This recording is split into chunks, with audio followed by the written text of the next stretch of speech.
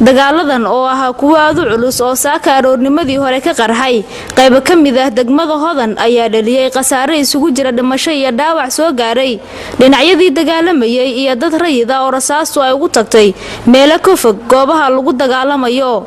dagaaladan oo ay barbar socdeen duqeymo xoogan oo labada dhinaca ayaa ciidamada dawladda iyo kuwa midowga Afrika waxa ay kala wareegeen xarakada Al-Shabaab fariisimo muhiim u ahaa oo ay ka mid yihiin xaafadda Shirkole Afishaale, xeradii tolmada, dhismayaashii saraakiisha iyo warshadii caanaha oo dhammaantood kaabiga ku haya xeradii guulwadayaashii ummadda oo ka wada tirsan degmada Hodan ee gobolka Banaadir.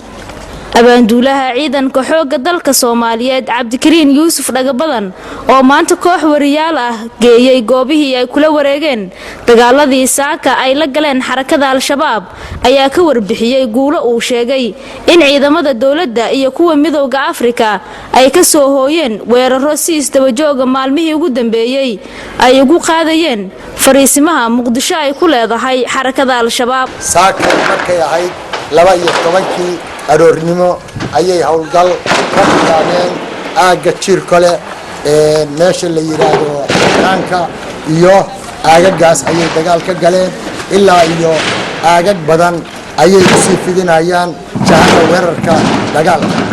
waxaan qabsanay cadawga goobihiisii ugu xooga badnaa difaaca ay uga jireen goobihii ugu xooga badnaa baan qabsanay. sidaas daraadeed waxaan u arkaynaa kooxaha jidiya jaadiidka waqtigoodii inuu dhamaaday. mar haddii qofka waqtigiisu dhamaadana ma ahan inuu madaxa dhulka la dhaco. waxaanu leenahay dhalinyarada Soomaaliyeed ee maskaxda iyo aqliga laga qalday ha ka soo noqdeen hana yimaadeen meesha dadkooda iyo walaalahood iyo waalidkood joogaan ha yimaadeen. abaanduulaha oo dhanka kala sheegay in tiro maxaabiis ay ku soo qabteen dagaalkii saaka ay la galeen Al-Shabaab ayaa ugu baaqay dhalinyarada ka barbar dagaalamaysa Al-Shabaab in mustaqbalkooda iyo ayatiinkooda ay ka fikiraan isla markaasina ay ka tanaasulaan fikrado qaldan oo uu sheegay in laga dhaadhiciyay. dhalinyarada Soomaaliyeed waxaan kula dardaarmaynaa Al-Shabaab waa jabay.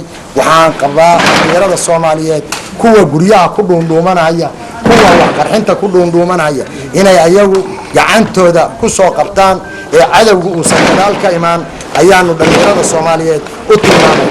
waxaan u arkaynaa mustaqbalka soo socda ama mustaqbalkooda ama ayoodu waxa hor istaagan kuwa qoriga wata ma ahan niman xal raba ma ahan niman nabad raba waxaan qori ahayn oo xal ay ku leeyihiin ma jiraan. waxaan qabaa dhalinyaradu xilligii ay qabsan lahayd waxbarashadooda ay wax barteen ama dalkooda hanan lahaayeen ama ay wax ku baran lahaayeen inay mustaqbalkoodii lagu dhumiyay xabad iyo dagaal. sidaas daraadeed dhalinyaradu ha garato waxa lala dagaalamayaa waa iyaga mustaqbalka.